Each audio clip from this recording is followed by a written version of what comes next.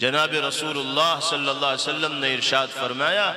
اسوأ الناس سرقۃ الذی یسرق من صلاتہ، فرمایا کہ سب سے بدترین چور لوگوں میں وہ ہے جو نماز میں چوری کرتا ہے۔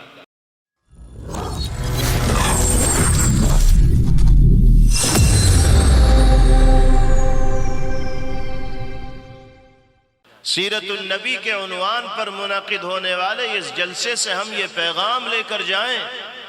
کہ اپنی زندگی کے اندر بھی دین داخل کریں گے اور اپنے بھائیوں اور بہنوں کی زندگیوں میں بھی دین داخل کرنے کی کوشش کریں گے، خود بھی نمازوں کی پابندی کا اہتمام کریں گے اور اپنے بھائیوں اور بہنوں کو اور گھر کے افراد کو بھی نمازوں کی پابندی کا عادی بنائیں گے۔ جب تک ہم نے یہ بدلاؤ اپنی زندگی کے اندر نہ کیا اس وقت تک کامیابی اور کامرانی دنیاوی اور اخروی اعتبار سے ہمارے قدم چومنے والی نہیں بنے گی۔ نماز چھوڑنا بہت سخت گناہ ہے۔ حضور پاک علیہ السلام نے فرمایا من ترک الصلاة متعمدا فقد کفر، ایک فرض نماز بھی جو آدمی جان بوجھ کر چھوڑ دے گا وہ کافر ہو گیا، دائرہ ایمان سے خارج ہو گیا۔ اتنی سخت بات نبی کریم علیہ السلام نماز چھوڑنے کے سلسلے میں ارشاد فرما رہے ہیں، اس کے باوجود ایک بہت بڑا طبقہ ایسا ہے جو ایسی زندگی گزارتا ہے جیسے اس کے اوپر نماز فرض ہے ہی نہیں۔ اور پھر اگر ہم نماز پڑھتے بھی ہیں تو چل میں آیا والی کیفیت ہوتی ہے، جلد بازی میں نماز پڑھنے کی کوشش کرتے ہیں، مسجد میں گئے ہوئے دیر نہیں ہوتی کہ باہر نکلنے کی فکر ہو جاتی۔ کسی دن امام صاحب نے تھوڑی صورت لمبی کر دی، قیام طویل کر دیا تو دو چار آدمی اعتراض کرنے کے لیے ضرور کھڑے ہو جاتے ہیں کہ امام صاحب یہ کون سی صورت شروع کر دی آپ، آج تو 5 منٹ دیر کر دی، 3 منٹ دیر کر دی۔ اور رمضان میں تراویح پڑھنا تو اتنا بھاری پڑتا ہے ہمارے اوپر کہ جس مسجد میں جو امام صاحب جتنے سپر فاسٹ ہوں گے ان کے پیچھے سب سے زیادہ بھیڑ دکھائی دے، اور پھر فخر کے ساتھ بیان کیا جائے گا کہ میاں فلاں مسجد میں تو 35 منٹ میں سب کچھ ہو گیا،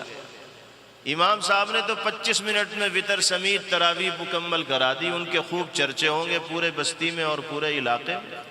یہ قرآن کی تلاوت کے ساتھ مذاق ہے، یہ اللہ کی عبادت کے ساتھ کھیل ہے۔ نماز کی طرح پڑھو۔ نماز میں جب اللہ کی بارگاہ میں نیت باندھ کر ایک مسلمان کھڑا ہو تو ذات باری تعالیٰ کا استحضار ہو اور ڈوب جائے نماز میں، اور اسے یہ احساس ہی نہ ہو کہ کتنا وقت اس نماز میں صرف ہو رہا ہے، خرچ ہو رہا ہے۔ جناب رسول اللہ صلی اللہ علیہ وسلم نے ارشاد فرمایا اسوأ الناس سرقۃ الذی یسرق من صلاتہ، فرمایا کہ سب سے بدترین چور لوگوں میں وہ ہے جو نماز میں چوری کرتا۔ قالوا یا رسول اللہ وکیف یسرق من صلاتہ، صحابہ نے پوچھا کہ اللہ کے رسول نماز میں چوری کیسے ہوگی؟ دو کاموں میں سے ایک ہی کام ہو سکتا ہے، یا تو نماز ہوگی یا چوری ہوگی۔ یہ کیسے ممکن ہے کہ چور چوری بھی کر رہا ہے اور چوری کے ساتھ ساتھ نماز بھی پڑھ رہا ہے؟ آپ نے فرمایا کہ ہاں ممکن ہے، الذی لا یتم رکوعہا ولا سجودہا، جو نماز کے رکوع سجدے پورا نہیں کرتا، نماز کے رکوع سجدے پورے نہیں کرتا، وہ نماز میں چوری کرنے والا۔ ایک مرتبہ حضور پاک علیہ السلام مسجد میں تشریف فرما تھے، ایک صحابی تشریف لائے، 2 رکعت نماز پڑھی اور پیغمبر علیہ السلام کی خدمت میں حاضر ہو کر سلام کیا۔ آپ نے سلام کا جواب دیا اور فرمایا ارجع فصلی فإنک لم تصلی، کہ واپس جائیے نماز پھر پڑھیے، آپ نے نماز نہیں پڑھی۔ ان کو حیرانی ہوئی کہ ابھی تو حضرت کے سامنے نماز پڑھی، حضرت نے مجھے نماز پڑھتے دیکھا اور پھر مجھے لوٹا رہے ہیں،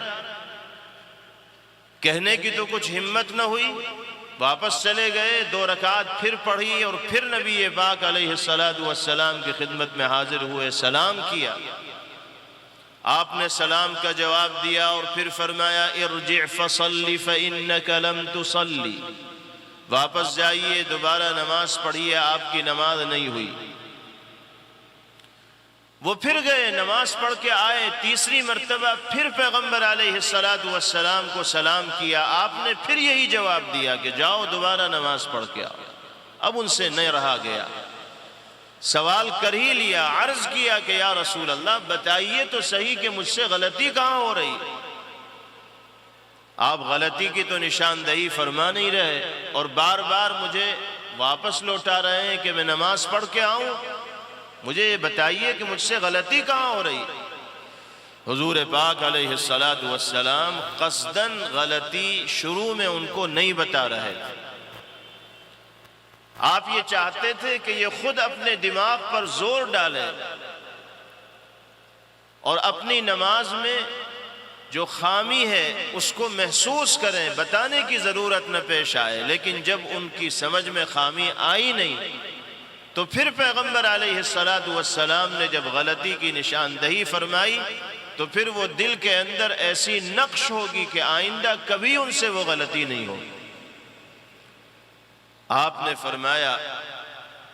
کہ تمہیں اچھی طرح وضو کر کے اطمینان کے ساتھ نماز پڑھنی تھی، اطمینان کے ساتھ کھڑے ہو،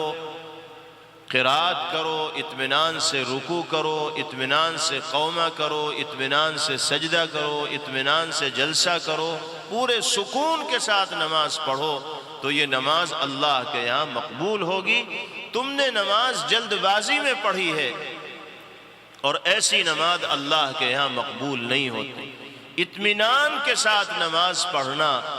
اس کو فقہا واجب قرار دیتے ہیں، جس کو اصطلاح میں تعدیل ارکان کہا جاتا ہے، یعنی اس نماز کا ہر رکن اطمینان کے ساتھ ادا کیا جائے۔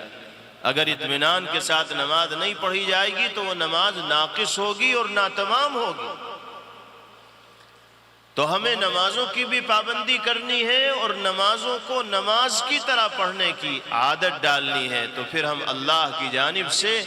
اس انعام کے اور بشارت کے مستحق قرار دیے جائیں گے جس کا تذکرہ باری تعالیٰ نے نمازوں کا اہتمام کرنے والوں کے سلسلے میں فرمایا۔